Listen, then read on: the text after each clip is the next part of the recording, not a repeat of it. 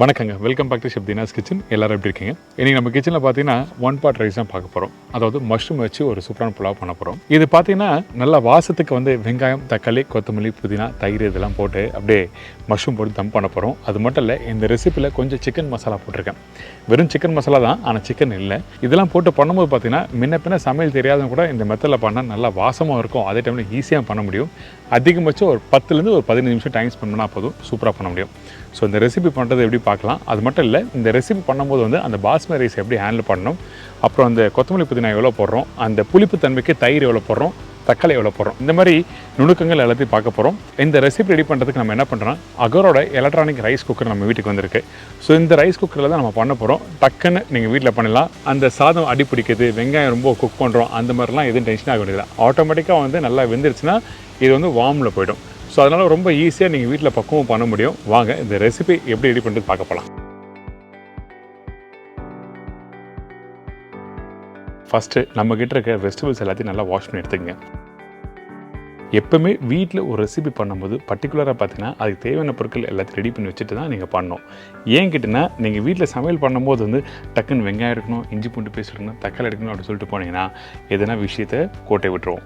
அதனால் நம்ம என்ன பண்ணுறோம், நம்மளுக்கு தேவையான வெஜிடபிள்ஸ் எல்லாத்தையும் கட் பண்ணி எடுத்துகிறோம். ஃபஸ்ட்டு வாஷ் பண்ணி எடுத்துருக்கேன், அதுக்கப்புறம் வெங்காயத்தை பொடிசாக கட் பண்ணிக்கிறேன். அதே மாதிரி இந்த தக்காளியும் கட் பண்ணி எடுத்துக்கங்க.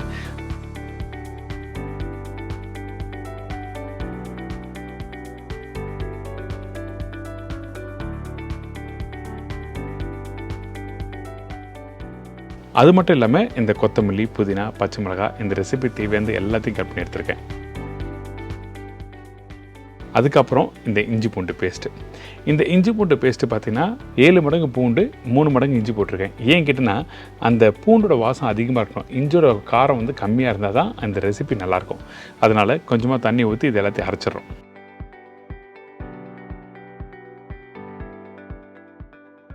இதுக்கப்புறம் நம்ம என்ன பண்ணுறோம், இந்த மாதிரி ஒன் பாட் ரைஸில் பண்ண போகிற சொன்னால் பார்த்தீங்களா, நமக்கு அகரோட எலக்ட்ரிக் ரைஸ் குக்கர் தான் வந்திருக்கு.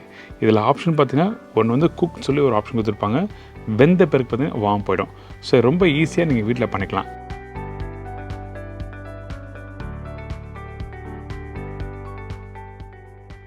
இப்போ நம்ம என்ன பண்ணுறோம், இந்த பேனில் கொஞ்சமாக கடலெண்ணெய் யூஸ் பண்ணுறோம். இந்த கடலெண்ணெய் பார்த்தீங்கன்னா ஒரு 100 ml கடலெண்ணெய் நான் கொடுத்துருக்க ரைஸுக்கு.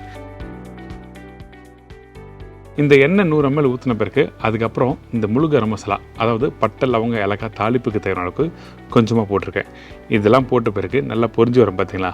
அப்போ நம்ம கட் பண்ணி வச்சுருக்கேன் அந்த வெங்காயம் பார்த்திங்கன்னா ஒரு 3 வெங்காயம் யூஸ் பண்ணியிருக்கேன். அதோட காரத்துக்கு ஏற்ற மாதிரி பச்சை மிளகாய் நான் ஒரு 8லேருந்து 9 பச்சை மிளகாய் போட்டிருக்கேன். உங்களுக்கு எந்த அளவுக்கு காரத்துக்கு வேணுமோ அந்தளவுக்கு பச்சை மிளகாய் நீங்கள் போட்டுக்கோங்க. இப்போ இந்த பச்சை மிளகாவும் இந்த வெங்காயத்தை நல்லா வதக்க ஆரம்பிக்கிறோம். இந்த மாதிரி லைட்டாக வதங்கி வர டைமில் பார்த்தீங்கன்னா கலர் மாற ஆரம்பிக்கும், கோல்டன் ப்ரௌனில். இந்த வெங்காயம் நீங்கள் லைட்டாக வதங்கிடுச்சுன்னா ஆட்டோமேட்டிக்காக உங்களுக்கு குக்கிலேருந்து வார்ம் மாறிடும். இந்த ஆப்ஷன் இதில் இருக்குது. சரிங்களா? இப்போ பாருங்கள், அந்த வெங்காயம் நல்லா கலர் மாறி இருக்கா. இதுக்கப்புறம் நம்ம என்ன பண்ணுறோம், ஏற்கனவே அரைச்சி வச்சுருக்க அந்த இஞ்சி பூண்டு பேஸ்ட் இருக்குல்ல, அந்த இஞ்சி பூண்டு பேஸ்ட்டு ஒரு 1.5 டேபிள் ஸ்பூன் அளவுக்கு நம்ம போட்டிருக்கோம். இதெல்லாம் போட்ட பிறகு திருப்பி நல்லா வதக்கணும். எப்பவுமே ஒன் பாட் ரைஸ் பண்ணும்போது அந்த இஞ்சி பூண்டோட பேஸ்ட்டோட அந்த வாசம் நல்லா போகணும். அந்த பச்சை வாசனை போன பிறகு தான் அந்த கொத்தமல்லி, புதினா, தயிரெல்லாம் போட்ட பிறகு நல்லா ஒரு சூப்பராக கமகமுன்னு வாசம் கொடுக்கும். இப்போ அதே டைமில் கட் பண்ணி வச்சுருக்க தக்காளி போட்டிருக்கேன். தக்காளி பார்த்தீங்கன்னா பெரிய தக்காளி 2 தக்காளி, அதுக்கப்புறம் கட் பண்ணி வச்சுருக்க மஷ்ரூம் போட்டிருக்கோம். மஷ்ரூம் பார்த்தீங்கன்னா ஒரு 2 பாக்கெட் மஷ்ரூம் போட்டிருக்கேன். அந்த மஷ்ரூமும் 1/2 கட் பண்ணி போட்டிருக்கோம். அதுக்கப்புறம் கொத்தமல்லி, புதினா, அரை கைப்பிடி புதினா, அரை கைப்பிடி கொத்தமல்லி, ரெண்டும் சேர்த்து ஒரு பிடியாக போட்டிருக்கோம்.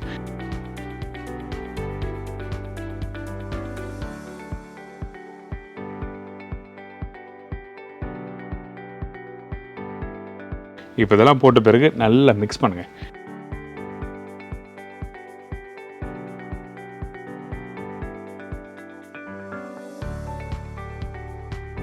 மிக்ஸ் பண்ணி முடித்த பிறகு இந்த இடத்துல அந்த மசாலோட வாசம் வேணும்ல, அதுக்காக நம்ம என்ன பண்ணுறோம், கொஞ்சோண்டு மஞ்சத்தூள் போடுறோம். இந்த மஞ்சத்தூள் பார்த்திங்கன்னா ஒரு 1/4 டீஸ்பூன் அளவுக்கு போட்டால் போதும், அதிகமான மஞ்சத்தூள் வேண்டாம். இதுக்கப்புறம் இந்த சிக்கன் மசாலா பவுடர், நீங்கள் பக்கத்தில் நாட்டாக்கல்ல போய்ட்டு சிக்கன் மசாலா பவுடர் பாக்கெட் இருக்கும், அந்த பவுடர் யூஸ் பண்ணி தான் நான் பண்ணியிருக்கேன். இந்த மசாலா பவுடர் பார்த்திங்கன்னா ஒரு 2 டேபிள் ஸ்பூன் அளவுக்கு போட்டிருக்கேன், அதிகமாக வேண்டாம், நல்லா வாசம் வரதுக்காக மட்டும்தான் யூஸ் பண்ணுறோம். அதே டைமில் புளிப்புத்தன்மைக்கு நம்ம என்ன பண்ணுறோம், 100 ml தயிர் போட்டிருக்கேன். இதெல்லாம் போட்ட பிறகு அப்படியே நல்லா மிக்ஸ் பண்ணுங்கள். இந்த இடத்துல என்னடா பிரியாணி மாதிரியே இருக்க சொல்லி எல்லாம் சந்தேகம் வரும். ஆனால் இதில் வந்து வெறும் சில்லி பவுடர் போட்டு பண்ணல, சிக்கன் மசாலா போட்டு பண்ணால அது புலாவ் கான்செப்ட்லையும் எடுத்துக்கலாம். சரிங்களா? இப்போ இதெல்லாம் போட்ட பிறகு நல்லா மிக்ஸ் பண்ணுங்கள். மிக்ஸ் பண்ணி முடித்த பிறகு தேவையான உப்பு போடுறோம். உப்பு போடும்போது பார்த்திங்கன்னா அந்த மசாலா நல்லா கொதித்து வரும். அதே டைமில் நல்லா வாசம் கமகமன்னு வரும். இதெல்லாம் போட்ட பிறகு இதில் தண்ணி ஊற்ற போகிறோம். அதுக்கு முன்னாடி நம்ம என்ன பண்ணுறோன்னா இது மாதிரி நல்லா மிக்ஸ் பண்ணோம். அந்த மஷ்ரூம் வந்து நல்லா குக் பண்ணி முடித்த பிறகு தான் அடுத்த ஸ்டேஜ் போக போகிறோம். அதே டைமில் பார்த்திங்களா நல்லா கொதிச்சு வருதில்ல. இப்போ நம்ம என்ன பண்ணுறோம், 1 கப் ரைஸ் எடுத்துருக்கீங்கன்னா 2 கப் அளவு தண்ணி ஊற்றணும். அதாவது அகோரா கொடுத்துருக்க அந்த கப் இருக்குது பார்த்தீங்களா, அந்த கப்பில் தான் மெஷர் பண்ணி நான் போட்டிருக்கேன் ரைஸு.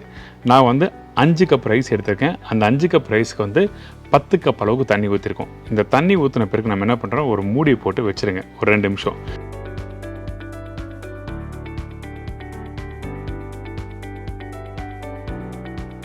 அதுக்கப்புறம் அந்த தண்ணி நல்லா கொதிச்சு வரும். அதுக்கப்புறம் ஊற வச்சுருக்க அந்த பாஸ்மதி ரைஸ்.